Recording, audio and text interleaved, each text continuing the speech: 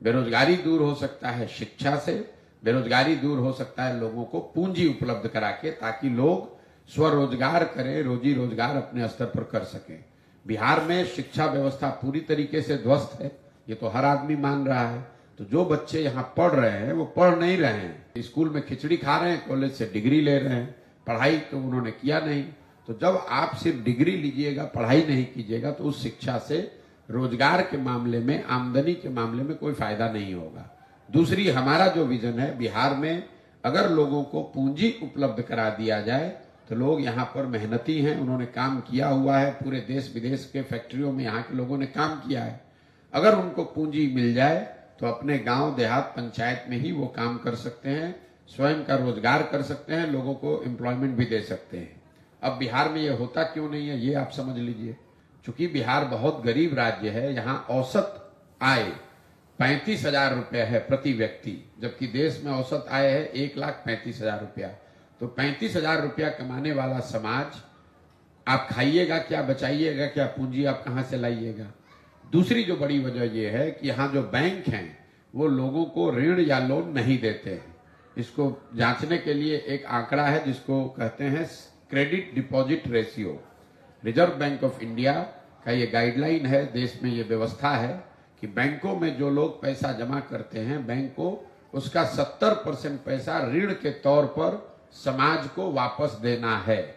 चाहे घर बनाने के लिए हो, गाड़ी खरीदने के लिए हो, यूट्यूब चैनल चलाने के लिए हो, दुकान खोलने के लिए हो, अलग अलग काम के लिए बैंकों को ये ऋण देना होता है 70%।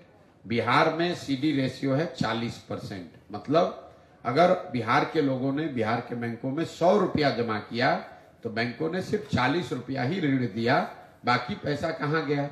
बाकी पैसा बैंकों ने दूसरे राज्यों में भेज दिया जहां पर रोजी रोजगार हो रहा है, जहां बिजनेस व्यापार हो रहा है। पिछले साल बिहार की गरीब जनता ने बिहार के बैंकों में जमा किया 4,21,000 करोड़ रुपया। 4,21,000 करोड़ रुपया बिहार के बैंकों में यहाँ के लोगों ने जमा किया।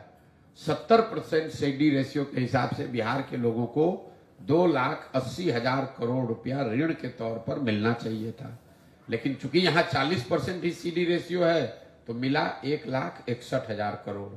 बाकी पैसा कहाँ गया? बाकी पैसा गया आंध्रा, तमिलनाडु, गुजरात, महाराष्ट्र, केरल। वहां पर सीडी रेशियो है 90, 95, 100।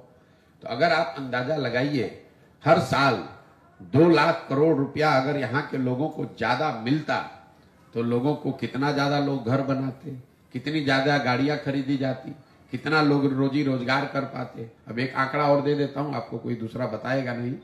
1990 से लेकर 2022-23 तक 32-33 सालों में बिहार के बैंकों ने करीब करीब 26 लाख करोड़ रुपया बिहार के लोगों का, बाहर के लोगों का नहीं, यहाँ के लोगों का 26 लाख करोड़ रुपया दूसरे राज्यों में भेज दिया है। आप जरा अंदाजा लगाइए कि 26 लाख करोड़ रुपया अगर बिहार के लोगों को, बच्चों को मिला होता तो कितने ज्यादा बिहार के लड़कों ने कोई ना कोई रोजी रोजगार किया होता।